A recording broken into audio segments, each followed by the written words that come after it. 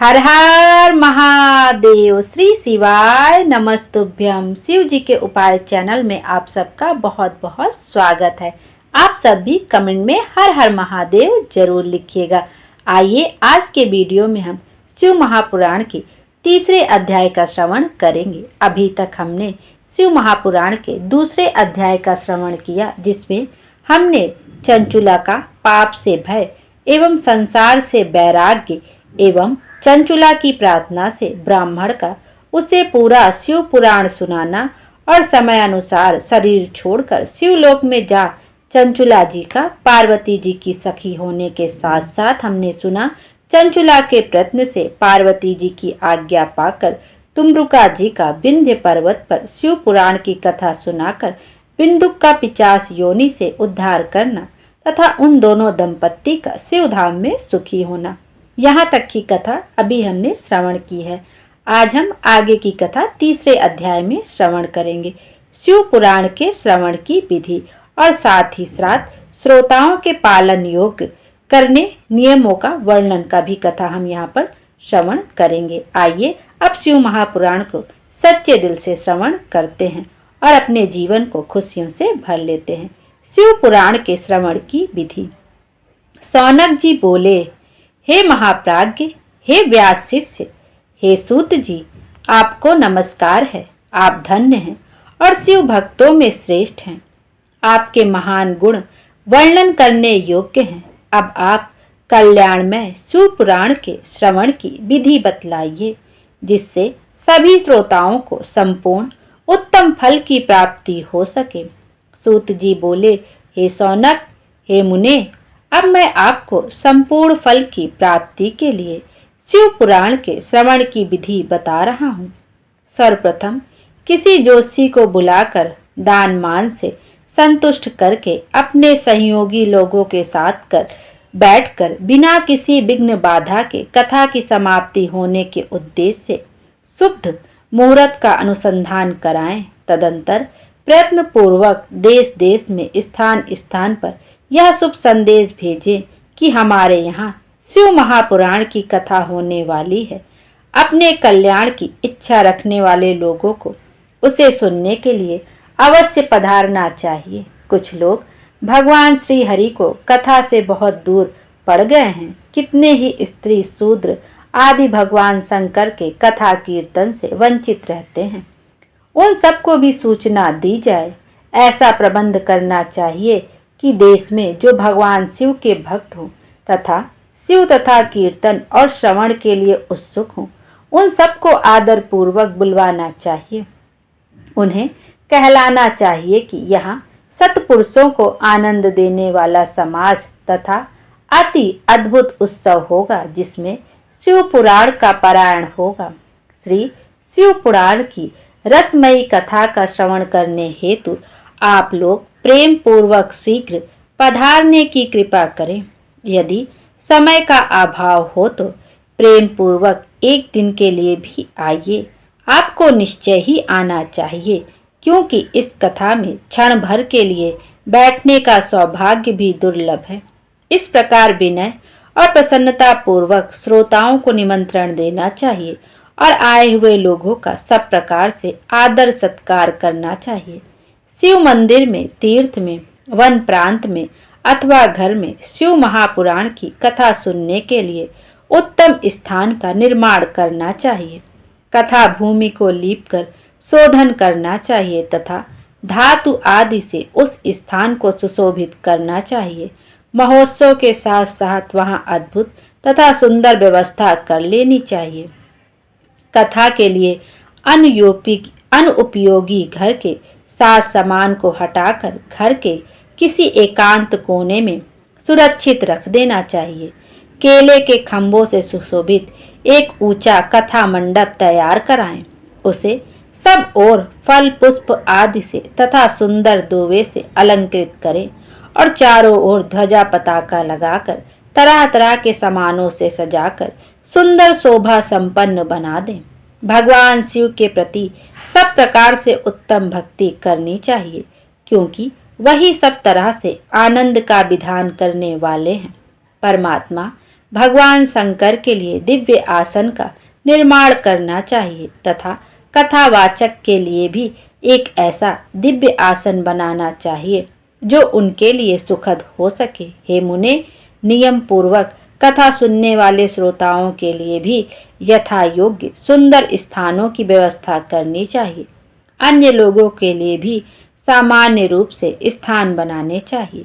हे शौनक जी, विवाह उत्सव में जैसी उल्लासपूर्ण मनः स्थिति होती है वैसे ही इस कामोत्सव में रखनी चाहिए। सब प्रकार की दूसरी लौकिक चिंताओं को भूल जाना चाहिए। वक्ता उत्तर दिशा की ओर मुख करें तथा श्रोतागण पूर्ण दिशा की ओर मुख करके पालथी लगाकर बैठें। इस विषय में कोई विरोध नहीं है कि पूज्य पूजक के बीच पूर्व दिशा रहे अथवा वक्ता के सम्मुख श्रोताओं का मुख रहे, ऐसा कहा गया है। पौराणिक वक्ता व्यास आसन पर जब तक विराजमान रहे तब तक प्रसंग समाप्ति के पूर्व किसी को नमस्कार नहीं करना चाहिए। पुराण का विद्वान वक्ता चाहे बालक, युवा, वृद्ध, दरिद्र अथवा दुर्बल जैसा भी हो, पुण्य चाहने वालों के लिए सदा वंदनीय और पूज्य होता है। जिसके मुख से निकली हुई वाणी देहधारियों के लिए कामधेनु के समान अभीष्ट फल देने वाली होती है, उस पुराण वेत्ता वक्ता के प्रति तुच्छ बुद्धि कभी नहीं करनी चाहिए। संसार में जन्म तथा गुणों के कारण बहुत से गुरु होते हैं, परंतु उन सब में पुराणों का ज्ञाता विद्वान ही परम गुरु माना गया है। करोड़ों योनियों में जन्म लेकर दुख भोगते हुए प्राणियों को जो मुक्ति प्रदान करता है, उस पुराण वक्ता से बड़ा दूसरा कौन गुरु हो सकता है। पुराण वेत्ता पवित्र, दक्ष, शांत, ईर्ष्या पर विजय पाने वाला, साधु और दयालु होना चाहिए। ऐसा प्रवचन कुशल विद्वान इस पुण्यमयी कथा को कहे। सूर्योदय से आरंभ करके 3:30 पहर तक उत्तम बुद्धि वाले विद्वान पुरुष को शिव पुराण की कथा सम्यक रीति से बाँचनी चाहिए। जो धूर्त, दुराचारी तथा दूसरे से विवाद करने वाले और प्रपंची लोग हैं, उन कुटिल वृत्ति वाले लोगों के सामने यह कथा नहीं कहनी चाहिए। दुष्टों से भरे तथा डाकुओं से घिरे प्रदेश और धूर्त व्यक्ति के घर में इस पवित्र कथा को नहीं कहना चाहिए। मध्याह्न काल में 2 घड़ी तक कथा बंद रखनी चाहिए, जिससे कथा कीर्तन से अवकाश पाकर लोग शौच आदि से निवृत्त हो सके। कथा प्रारंभ के दिन से 1 दिन पहले व्रत ग्रहण करने के लिए वक्ता को क्षौर करा लेना चाहिए। जिन दिनों कथा हो रही हो उन दिनों प्रयत्न पूर्वक प्रातः काल का सारा नित्य कर्म संक्षेप में ही कर लेना चाहिए। वक्ता के पास उसकी सहायता के लिए एक दूसरा वैसा ही विद्वान स्थापित करना चाहिए, जो सब प्रकार के संशयों को निवृत्त करने में समर्थ और लोगों को समझाने में कुशल हो। कथा में आने वाले विघ्नों की निवृत्ति के लिए गणेश जी का पूजन करें। कथा के स्वामी भगवान शिव की तथा विशेषतः शिव पुराण ग्रंथ को भक्ति भाव से पूजा करें। तत्पश्चात उत्तम बुद्धि वाला श्रोता विधि पूर्वक तन मन से शुद्ध एवं प्रसन्न चित्त हो आदर पूर्वक शिव पुराण की कथा सुने। जो वक्ता और श्रोता अनेक प्रकार के कर्मों में भटक रहे हों, काम आदि इच्छा विकारों से युक्त हों, स्त्री आसक्ति रखते हों और पाखंड पूर्ण बातें कहते हों, वे पुण्य के भागी नहीं होते। जो लौकिक चिंता तथा धन, ग्रह एवं पुत्र आदि की चिंता को छोड़कर कथा में मन लगाए रहता है, उस शुद्ध बुद्धि पुरुष को उत्तम फल की प्राप्ति होती है। श्रद्धा और भक्ति से युक्त दूसरे कर्मों में मन नहीं लगाने वाले, मौन धारण करने वाले पवित्र एवं उद्वेग शून्य श्रोता ही पुण्य के भागी होते हैं। जो नराधम भक्ति रहित होकर इस पुण्यमयी कथा को सुनते हैं, वे श्रवण का कोई फल नहीं होता और वे जन्म जन्मांतर में क्लेश भोगते ही रहते हैं। यथाशक्ति उपचारों से इस पुराण की पूजा किए बिना जो मूढ़जन इस कथा को सुनते हैं, वे अपवित्र और दरिद्र होते हैं। कथा कहे जाते समय बीच में ही जो लोग उठकर अन्यत्र चले जाते हैं, जन्म जन्मांतर में उनकी स्त्री आदि संपत्तियां नष्ट हो जाती हैं। जो पुरुष सिर पर पगड़ी आदि धारण करके इस कथा का श्रवण करते हैं उनके पापी और कुल कलंकी पुत्र उत्पन्न होते हैं। जो पुरुष पान चबाते हुए इस कथा को सुनते हैं उन्हें नरक में यमदूत उनकी ही विष्ठा खिलाते हैं। जो लोग ऊंचे आसन पर बैठकर इस कथा का श्रवण करते हैं वे समस्त नरकों को भोगकर काक योनि में जन्म लेते हैं। जो लोग वीरासन आदि से बैठकर इस शुभ कथा को सुनते हैं वे अनेकों नरकों को भोगकर विष वृक्ष का जन्म पाते हैं। कथा सुनाने वाले पौराणिक को अच्छी प्रकार प्रणाम किए बिना जो लोग कथा सुनते हैं वे सभी नरकों को भोगकर अर्जुन वृक्ष बनते हैं। रोग युक्त न होने पर भी जो लोग लेटकर यह कथा सुनते हैं वे सभी नरकों को भोगकर अंत में अजगर आदि योनि में जन्म लेते हैं। वक्ता के समान ऊंचाई वाले आसन पर बैठकर जो इस कथा का श्रवण करते हैं उन नारकीय लोगों को गुरु सैया पर शयन करने जैसा पाप लगता है। जो इस पवित्र कथा तथा वक्ता की निंदा करते हैं वे 100 जन्मों तक दुख भोग कर कुत्ते का जन्म पाते हैं। कथा होते समय बीच में जो गंदी बातें बोलते हैं वे घोर नरक भोगने के बाद गधे का जन्म पाते हैं। जो कभी भी इस परम पवित्र कथा का श्रवण नहीं करते वे घोर नरक भोगने पश्चात जंगली सुअर का जन्म लेते हैं। जो दुष्ट कथा के बीच में विघ्न डालते हैं वे करोड़ों वर्षों तक नरक यातनाओं को भोगकर गांव के सुअर का जन्म पाते हैं। इसका विचार करके शुद्ध और प्रेम पूर्ण चित्त से बुद्धिमान श्रोता को वक्ता के प्रति भक्ति भाव रखकर कथा श्रवण का प्रयत्न करना चाहिए। सबसे पहले कथा के विघ्नों का नाश करने हेतु गणेश जी की पूजा करनी चाहिए। अपने नित्य कर्म को संक्षेप में संपन्न करके प्रायश्चित करना चाहिए। नवग्रह और सर्वतोभद्र देवताओं का पूजन करके शिव जी की पूजा बताई गई विधि से शिव पुराण की पुस्तक का अर्चन करना चाहिए। पूजन के अंत में विनम्र होकर बड़ी भक्ति के साथ दोनों हाथ जोड़कर साक्षात शिव स्वरूपिणी पुस्तक की इस प्रकार स्तुति करनी चाहिए। श्री शिव पुराण के रूप में आप प्रत्यक्ष सदाशिव हैं।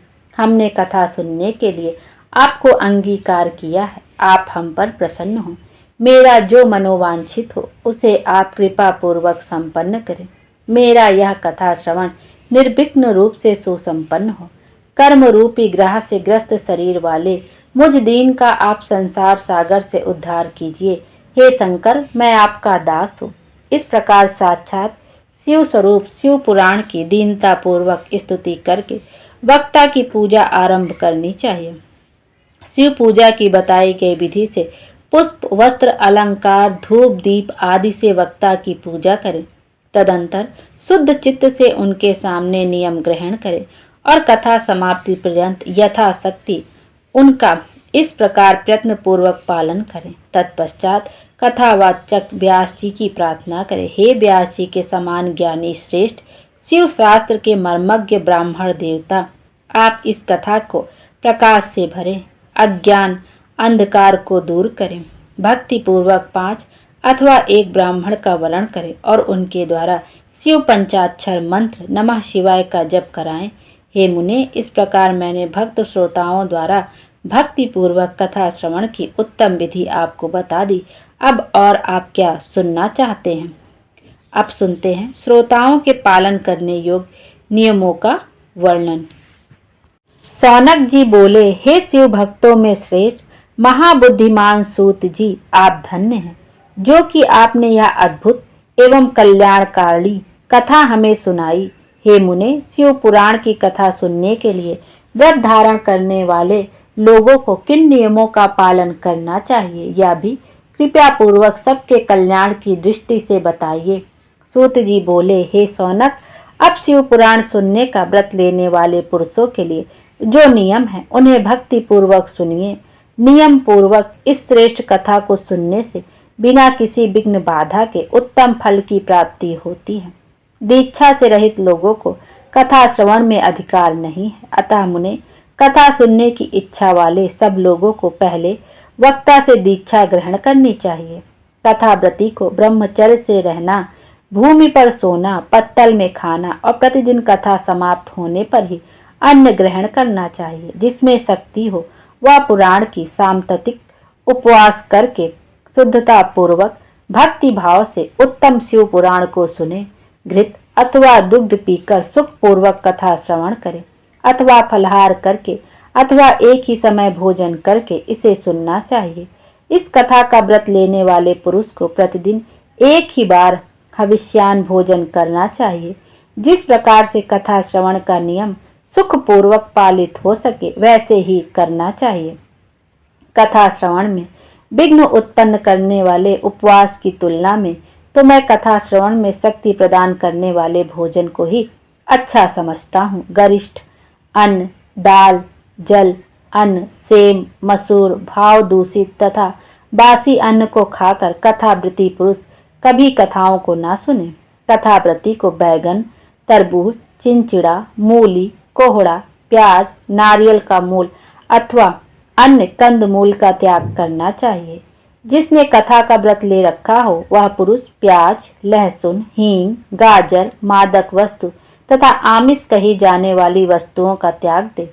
कथा का व्रत लेने वाला जो पुरुष हो उसे काम, क्रोध आदि छह विकारों, ब्राह्मणों की निंदा तथा पतिव्रता और साधु संतों की निंदा का त्याग कर देना चाहिए। कथा श्रवण का व्रत धारण करने वाला व्यक्ति रज्जुसला स्त्री को ना देखे, पतित मनुष्यों को कथा की बात ना सुनाए, ब्राह्मणों से देश रखने वाले और वेद बहिष्कृत मनुष्यों के साथ संभाषण ना करे। कति पुरुष प्रतिदिन सत्य, शौच, दया, मौन, सरलता, विनय तथा मन की उदारता इन सद्गुणों को सदैव अपनाए रहें।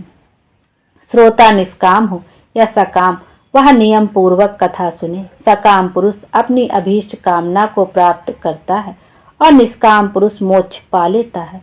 दरिद्र, क्षय का रोगी, पापी, भाग्यहीन तथा संतान रहित पुरुष भी इस उत्तम कथा को सुने।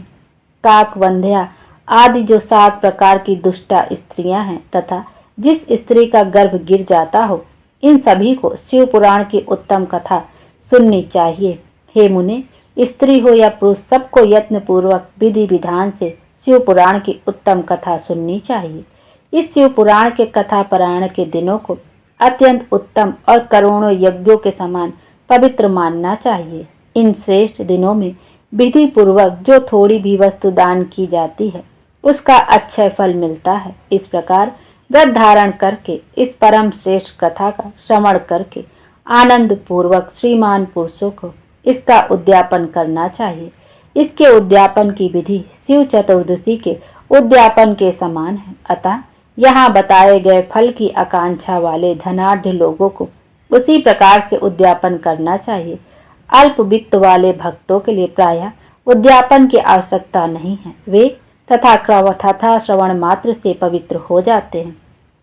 शिव जी के निष्काम भक्त तो शिव स्वरूप ही होते हैं। हे महर्षि, इस प्रकार शिव पुराण की कथा के पाठ एवं श्रवण संबंधी यज्ञो उत्सव की समाप्ति होने पर श्रोताओं को भक्ति एवं प्रयत्न पूर्वक भगवान शिव की पूजा की भांति पुराण पुस्तक की भी पूजा करनी चाहिए। तदंतर विधि पूर्वक वक्ता का भी पूजन करना चाहिए। पुस्तक को आच्छादित करने के लिए नवीन एवं सुंदर बस्ता बनाएं और उसे बांधने के लिए दृढ़ एवं दिव्य सूत्र लगाएं, फिर उसका विधिवत पूजन करें। पुराण के लिए जो लोग नया वस्त्र और सूत देते हैं वे जन्म जन्मांतर में भोग और ज्ञान से संपन्न होते हैं। कथावाचक को अनेक प्रकार के बहुमूल्य पदार्थ देने चाहिए और उत्तम वस्त्र, आभूषण और सुंदर पात आदि विशेष रूप से देने चाहिए। पुराण के आसन रूप में जो लोग कंबल, मृग चर्म वस्त्र, चौकी, तख्ता आदि प्रदान करते हैं वे स्वर्ग प्राप्त करके यथेच्छ सुखों का उपभोग करके पुनः कल्प पर्यंत ब्रह्मलोक में रहकर अंत में शिवलोक प्राप्त करते हैं। मुनि श्रेष्ठ, इस प्रकार महान उत्सव के साथ पुस्तक और वक्ता की विधिवत पूजा करके वक्ता की सहायता के लिए स्थापित किए गए पंडित का भी उसी के अनुसार उससे कुछ ही कम धन आदि के द्वारा सत्कार करे। वहां आए हुए ब्राह्मणों को अन्न धन आदि का दान करे, साथ ही गीत, पाद और आदि के द्वारा महान उत्सव करे। हे मुने, यदि श्रोता विरक्त हो तो उसके लिए कथा समाप्ति के दिन विशेष रूप से उस गीतांग का पाठ करना चाहिए जिसे श्री रामचंद्र जी के प्रति भगवान शिव ने कहा था। यदि श्रोता गृहस्थ हो तो उस बुद्धिमान को उस श्रवण कर्म की शांति के लिए शुद्ध हविष्य के द्वारा होम करना चाहिए। हे मुने, रुद्र संहिता प्रत्येक श्लोक द्वारा होम करें अथवा गायत्री मंत्र से होम करना चाहिए, क्योंकि वास्तव में यह पुराण गायत्री मंत्र ही है, अथवा शिव पंचाक्षर मूल मंत्र से हवन करना उचित है। होम करने की शक्ति ना हो तो विद्वान पुरुष यथाशक्ति हवनी हविष्य का ब्राह्मण को दान करें। न्यूनतरारिक्त रूप दोषों की शांति के लिए भक्ति पूर्वक शिव सहस्त्र नाम का पाठ अथवा श्रवण करें। इससे सब कुछ सफल होता है, इसमें संशय नहीं, क्योंकि तीनों लोकों में उससे बढ़कर कोई वस्तु नहीं है। कथा श्रवण संबंधी व्रत की पूर्णता को सिद्धि के लिए 11 ब्राह्मणों को मधु मिश्रित खीर भोजन कराएं और उन्हें दक्षिणा दें।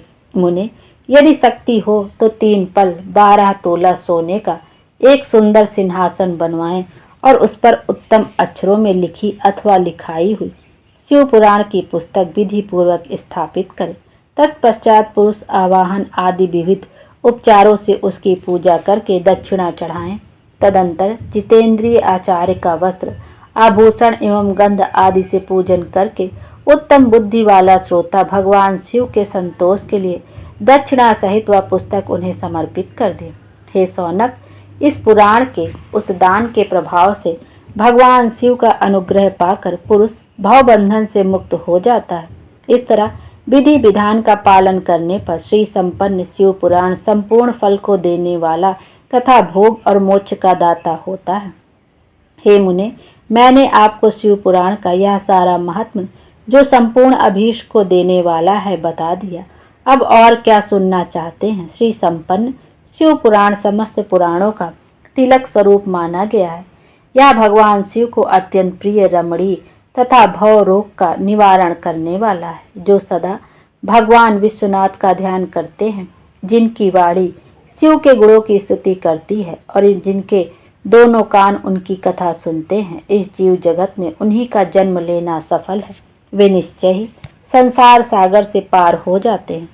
भिन्न भिन्न प्रकार के समस्त गुण जिनके सच्चिदानंदमय स्वरूप का कभी स्पर्श नहीं करते, जो अपनी महिमा से जगत के बाहर और भीतर वाणी एवं मनोवृत्ति रूप में प्रकाशित होते हैं, उन अनंत आनंद घन रूप परम शिव की मैं शरण लेता हूँ। बोलो शंकर भगवान की जय। शंकर भगवान हम सब की मनोकामना पूर्ण करें, हमारे जीवन को खुशियों से भर दें। Thank you. आज तीसरा अध्याय यहीं पर समाप्त होता है। कल की वीडियो में हम चौथे अध्याय का श्रवण करेंगे।